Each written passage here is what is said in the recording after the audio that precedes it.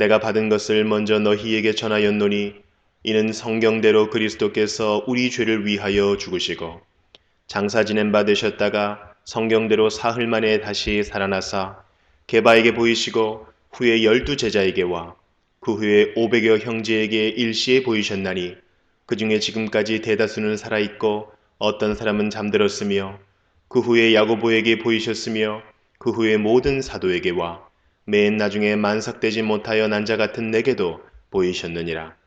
그리스도께서 만일 다시 살아나지 못하셨으면 우리가 전파하는 것도 헛것이요 또 너희 믿음도 헛것이며 만일 그리스도 안에서 우리가 바라는 것이 다만 이 세상의 삶뿐이면 모든 사람 가운데 우리가 더욱 불쌍한 자이리라.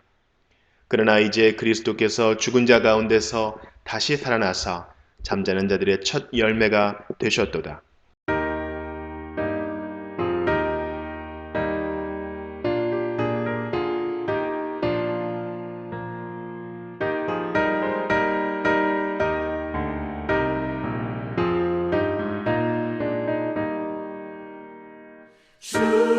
주님께 영광 다시 사신 주 사망 권세 모두 이기시었네.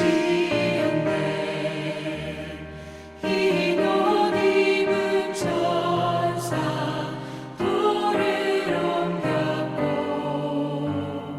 누우셨던 곳은 비어 있었네. 주님께 영광 다시 사신 주 사망 권세 모두 이기시었네.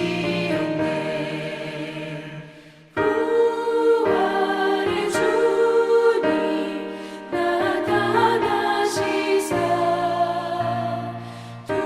두려움과 의심 물리치셨네. 주의 교회 기뻐 찬송하여라. 다시 사신 주님 죽음 이겼네. 주님께 영광 다시 사신 주 사망 권세 모두 이기시었네.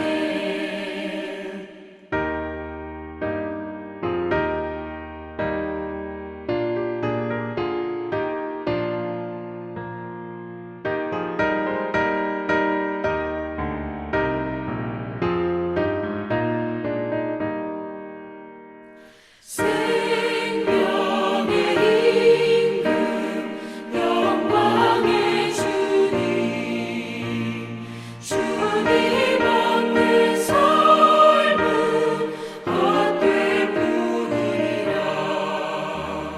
주의 사랑으로 세상 이기고 요단 건너 본향 가게 하소서. 주님께 영광 다시 사신 주 사망 권세 모두 이기시었네.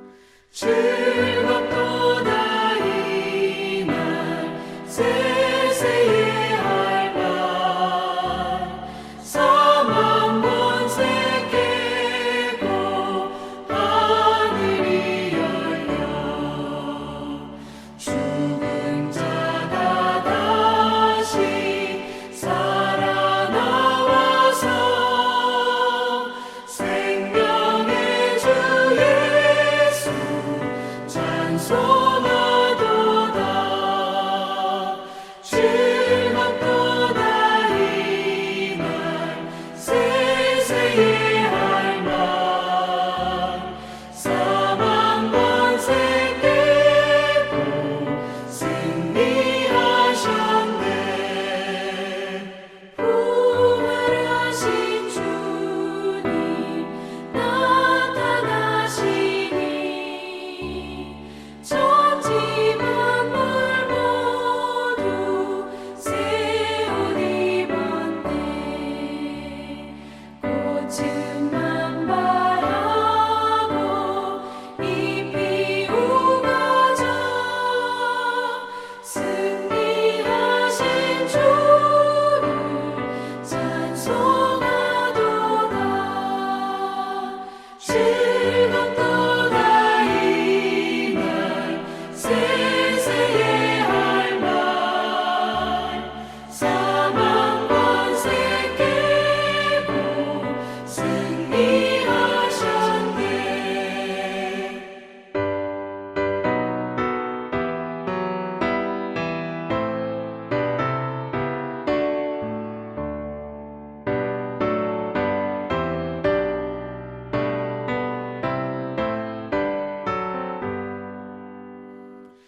생명의 주 예수 죽음 이기고 무덤 문을 열고 살아나셨네. 주의 말씀대로 이루어져서 사흘 만에 다시 살아나셨네.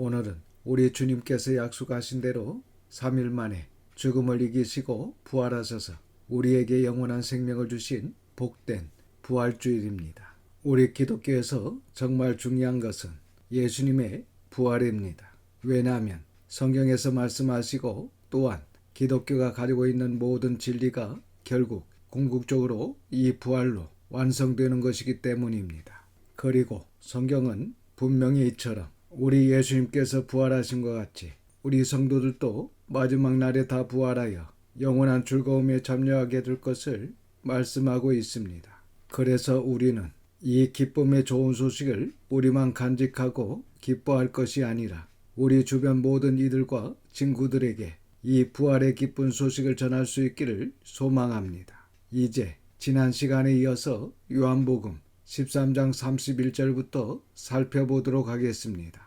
31절과 32절입니다. 그가 나간 후에 예수께서 이르시되 지금 인자가 영광을 받았고 하나님도 인자로 말미암아 영광을 받으셨도다. 만일 하나님이 그로 말미암아 영광을 받으셨으면 하나님도 자기로 말미암아 그에게 영광을 주시리니 곧 주시리라. 본문에 그가 나간 후에 라는 말은 앞에 가룟 유다가 끝까지 회개하지 않고 악한 마음을 가지고 사탄의 종으로 악한 일을 하기 위해 나간 그 후를 말씀하시는 것입니다. 그러니까 지금 가룟 유다가 나간 후에 곧 이어서 예수님께서 하신 이 말씀은 이제 곧 있을 예수님의 죽으심과 부활하심 그리고 승천을 두고 하신 말씀입니다. 33절입니다. 작은 자들아 내가 아직 잠시 너희와 함께 있겠노라. 너희가 나를 찾을 것이나 일찍이 내가 유대인들에게 너희는 내가 가는 곳에 올 수 없다고 말한 것과 같이 지금 너희에게도 이르노라. 이제 곧 예수님께서 십자가에서 죽으실 것을 제자들에게 암시하면서 중요한 말씀을 하십니다. 34절과 35절입니다. 새 계명을 너희에게 주노니 서로 사랑하라. 내가 너희를 사랑한 것 같이 너희도 서로 사랑하라. 너희가 서로 사랑하면 이로써 모든 사람이 너희가 내 제자인 줄 알리라. 예수님께서 새 계명을 너희에게 주노니 라고 말씀하셨는데 사실 새 계명이라고 해서 구약의 계명을 폐하시고 새로운 계명을 주셨다라는 말씀이 아닙니다. 구약의 계명도 하나님의 사랑, 이웃 사랑입니다. 여기서 예수님께서 말씀하신 새 계명이라는 말씀은 낡은 것을 보수해서 새 것이 되었다 라는 그런 의미가 아니라 완전히 수준이 다른 새 것을 이야기하는 것입니다. 그러니까 낡은 것을 새롭게 했다 라고 할 때 네오스라는 말을 사용하는데 본문에 사용된 이 아이노스라는 말은 그것을 넘어선 높은 수준의 새 것을 이야기합니다. 즉 구약의 옛 계명은 내 이웃 사랑하기를 내 몸같이 하라 라고 하셨는데 이 말씀은 율법적 선행을 우리에게 명령하신 것입니다. 그런데 예수님께서 말씀하시는 새 계명은 내가 너희를 위해 생명 바쳐 사랑한 것처럼 너희도 그렇게 사랑하라 라는 말씀을 하고 계신 것입니다. 그러니까 예수님께서 예수님의 자신의 생명을 내어놓으시기까지 우리를 위해 사랑하신 것처럼 우리도 성도 간에 그렇게 사랑하라 라는 것입니다. 그렇게 구약의 율법적 선행을 넘어서 성도 간에 서로 희생하면서 사랑할 때 세상 모든 사람들이 비로소 우리가 신자가 아니라 예수님의 제자인 것을 알게 되고 그럴 때 그들을 예수님께로 인도하게 된다는 의미의 말씀입니다. 그래서 사실 우리가 성경책을 가지고 교회만 다닌다고 해서 예수님의 제자라고 사람들이 인정하고 그들이 돌아오는 것이 아닙니다.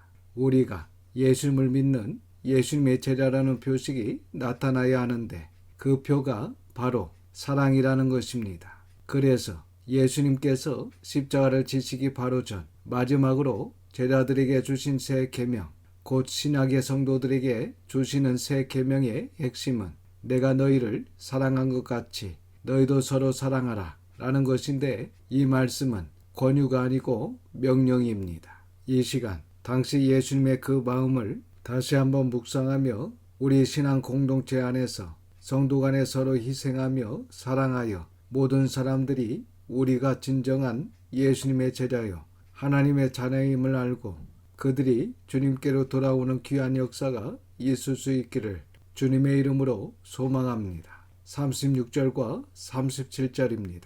시몬 베드로가 이르되 주여 어디로 가시나이까?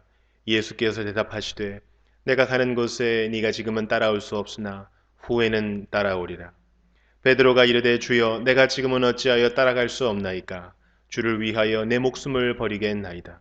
앞에 33절에 예수님께서 내가 유대인들에게 너희는 내가 가는 곳에 올 수 없다고 말한 것과 같이 지금 너희에게도 이르노라 이렇게 말씀하셨습니다.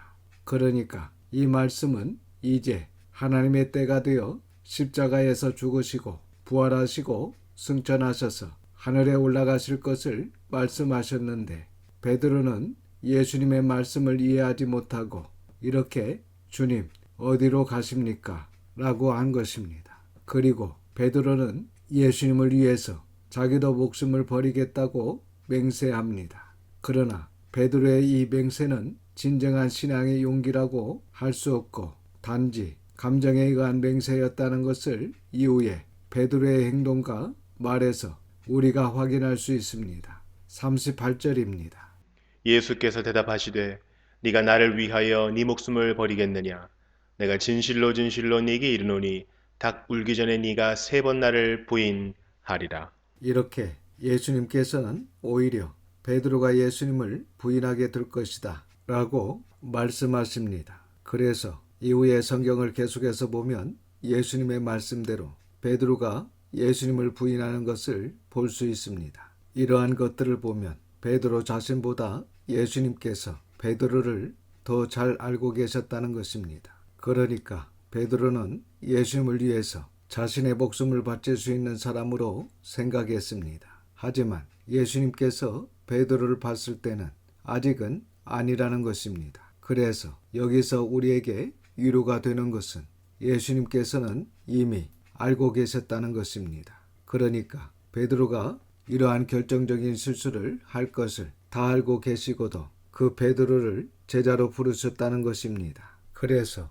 예수님께서는 처음부터 완전한 자를 원하는 것이 아니라는 것입니다. 아시다시피 베드로뿐만 아니라 모세 역시 구약의 가장 위대한 선지자로 시내산 언약을 하나님께 직접 받은 인물이었지만 그 역시 결정적인 실수를 여러 번 한 것을 볼 수 있습니다. 또한 이스라엘 역사 가운데 가장 위대한 왕이라고 하는 다윗도 엄청난 실수를 한 것을 우리는 성경에서 확인할 수 있습니다. 그래서 이러한 인물들의 역사를 통해 우리가 알 수 있는 것은 진리의 길을 가면서 연약한 육신을 가지고 있는 우리가 크고 작은 실수를 하게 된다는 것입니다. 그런데 여기서 중요한 것은 이처럼 모든 사람이 실수를 하게 되는데 그 실수를 한 이후에 어떠한 태도를 보이느냐, 사실은 이것이 더 중요하다라고 성경은 우리에게 말씀하고 있습니다. 그러니까 실수한 이후에 베드로와 같이 모세와 다윗과 같이 해야 한다는 것입니다. 이 위대한 믿음의 조상들은 그 실수 앞에 회개하고 반성하고 믿음으로 다시 돌아왔다는 것입니다. 그런데 이 가룟 유다와 같이 자신의 실수 앞에 스스로 자기감에 빠져 스스로 학대하면서 이 진리의 길을 포기해버리면 그것은 오히려 마귀의 편을 선택하는 꼴이 되는 것으로 절대 그렇게 해서는 안 된다는 것을 성경은 우리에게 말씀하고 있습니다. 그래서 이 본문의 베드로의 연약한 모습을 통해서 우리의 연약한 모습을 볼 수 있기를 바랍니다. 또한 베드로가 실수를 했지만 그 실수의 자리에 머물러 있었던 것이 아니고 돌이켜 다시 말씀으로 돌아왔던 것처럼 저와 여러분이 실수했을 때에 이렇게 하나님께로 다시 돌아올 수 있기를 바랍니다. 이어서 요한복음 14장을 좀 더 보겠습니다. 14장의 말씀도 13장과 마찬가지로 예수님께서 마가의 다락방에서 최후의 만찬과 제자들의 발을 씻어주신 이후에 제자들에게 하신 말씀입니다. 예전에 말씀드렸듯이 13장부터 17장에 기록된 이 말씀들은 너무나 귀중한 말씀입니다. 왜냐하면 예수님께서 죽음을 하루 앞두고 그것도 대중들에게 이야기하신 대중설교가 아니고 12 제자에게 하신 설교이기 때문에 중요하고 더욱더 가치가 있는 말씀이다 라는 것을 우리가 알 수 있습니다. 그러니까 예수님께서 이 세상의 사역을 거의 마감하는 시점, 즉 내일이면 십자가에서 죽으시기 때문에 매우 진지하고 무거운 분위기 가운데 비장하고 의미심장한 말씀들을 하시고 계신 것입니다. 특별히 13장에서 예수님께서 이제 제자들을 떠나 가실 것이다 라는 말씀과 베드로가 예수님을 부인할 것이다 라는 말씀들을 들은 제자들은 사실 공포와 불안감과 두려움에 휩싸일 수밖에 없었던 것입니다. 그래서 예수님께서 제자들에게 다음과 같은 말씀을 하시는데 14장 1절입니다. 너희는 마음에 근심하지 말라. 하나님을 믿으니 또 나를 믿으라. 이처럼 두려움과 공포와 불안한 마음 가운데 있는 제자들에게 너희는 마음을 단단히 먹으라는 의미로 이 말씀을 하신 것입니다. 사실 지금 근심할 것이 없는데 근심하지 말라는 것이 아닙니다. 그리고 두려워할 것도 없는데 두려워하지 말라는 말씀이 아닙니다. 이 말씀은 근심하게 될 것이 너무나 분명하고 두려워하게 될 것이 너무나 분명하고 너무나 절실하기 때문에 예수님께서 제자들에게 너희는 마음을 단단히 먹고 하나님을 믿으니 또 나를 믿으라 라는 말씀을 하시는 것입니다. 그리고 우리 성경에는 너희는 근심하지 말라 라고 번역했는데 사실 너희는 근심하는 것을 그만두라 이것이 좀 더 원어에 가까운 번역입니다. 그러니까 누구나 근심할 수 있다는 것입니다. 사실 예수님도 십자가 앞에서 심히 고민하고 괴로워하신 것을 성경에서 볼 수 있습니다. 하지만 그 근심과 괴로움이 오래가지 않았습니다. 그래서 제자들과 우리가 근심할 수는 있지만 그 근심이 오래가지 않도록 속히 근심하는 것을 그만두라 라고 말씀하고 계신 것입니다. 그러니까 누구나 근심할 수 있고 또한 걱정할 수 있습니다. 그러나 중요한 것은 근심하는 것을 가급적이면 빨리 그만둘 수 있어야 한다는 것입니다. 그럴 때에 신앙을 지킬 수 있는 것이고 우리 마음의 성전이 온전히 보존될 수 있습니다. 그리고 하나님과 예수님을 견고히 믿어야 합니다. 왜냐하면 이 믿음으로 말미암아 우리가 근심을 이겨낼 수 있기 때문입니다. 2절입니다. 내 아버지 집에 거할 곳이 많도다. 그렇지 않으면 너희에게 일렀으리라. 내가 너희를 위하여 거처를 예비하러 가노니. 이 말씀은 내 아버지 집에는 있을 곳이 많다. 그리고 나는 너희가 있을 곳을 마련하러 간다. 만일 거기에 있을 곳이 없다면 내가 너희를 위하여 처소를 예비하러 간다고 말하였겠느냐 라는 말씀입니다. 그러니까 예수님께서는 요한복음 12장 26절과 32절에서 그들을 위하여 사람이 나를 섬기려면 나를 따르라. 나 있는 곳에 나를 섬기는 자도 거기 있으리니 사람이 나를 섬기면 내 아버지께서 그를 귀히 여기시리라. 내가 땅에서 들리면 모든 사람을 내게로 이끌겠노라 하시니 이렇게 말씀하셨는데 지금 그 말씀을 하시는 것입니다. 3절입니다. 가서 너희를 위하여 거처를 예비하면 내가 다시 와서 너희를 내게로 영접하여 나 있는 곳에 너희도 있게 하리라. 3절 중반절에 내가 다시 와서 라는 말씀은 예수님의 재림을 말씀하시는 것입니다. 그러니까 이제 예수님께서 십자가에서 죽으시고 부활하시고 승천하셔서 우리의 거처를 예비하시면 다시 와서 우리를 천국으로 인도하신다는 말씀을 하고 계신 것입니다. 즉 이 말씀은 구원받은 백성이 근심과 두려움을 이길 수 있는 길은 바로 천국에 대한 소망임을 알 수 있습니다. 4절입니다. 내가 어디로 가는지 그 길을 너희가 아느니라. 본문에 어디로 가든지 에서 어디는 천국을 이야기합니다. 그리고 그 길은 예수님을 이야기합니다. 그러니까 이 4절의 의미를 두 가지로 정리해 보면 첫 번째는 12 제자들이 예수님께서 말씀하신 이 어디라는 것을 이해하지 못하고 있었습니다. 그러니까 12 제자들이 그때까지 이 천국에 대해서 잘 모르고 있다라는 의미로 볼 수 있습니다.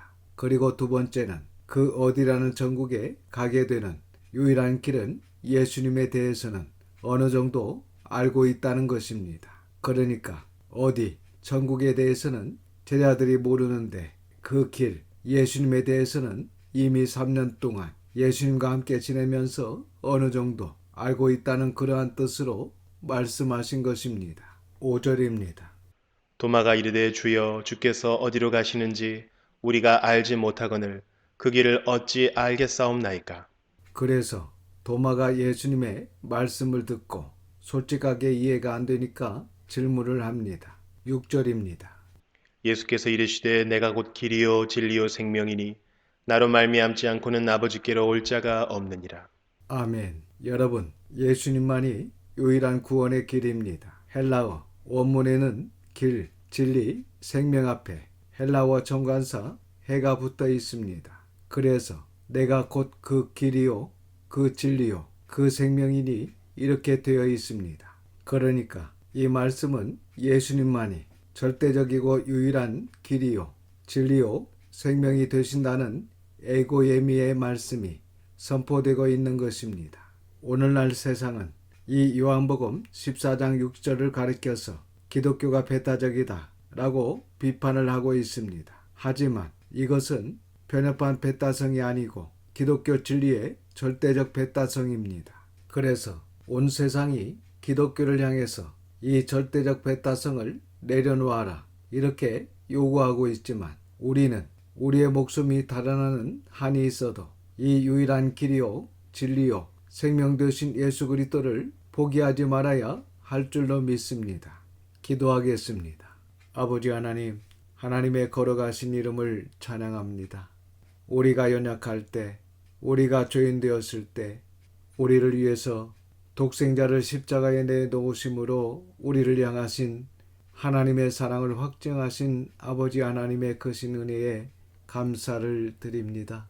이 시간 주님으로 말미암아 죄사함 받고 영원한 생명을 얻은 저희들 마음과 뜻과 정성을 다해 주님을 사랑하게 하시고 또한 우리에게 있는 이 큰 기쁨을 모든 사람에게도 흘려보내며 전할 수 있도록 인도하여 주시옵소서. 모든 것을 감사드리며 길이요 진리요 생명 되신 예수님의 이름으로 기도드립니다. 아멘. 지금은 이 땅에 오셔서 사망을 이기시고 부활하사 영원한 생명을 주신 우리 구주 예수 그리스도의 은혜와 아버지 하나님의 극거신 사랑하심과 성령님의 감화감동 역사 충만하심이 부활의 소망과 천국의 소망으로 살아가는 모든 성도와 자녀와 가정 위에 함께 하시기를 우리 구주 예수님의 이름으로 축원하옵나이다. 아멘.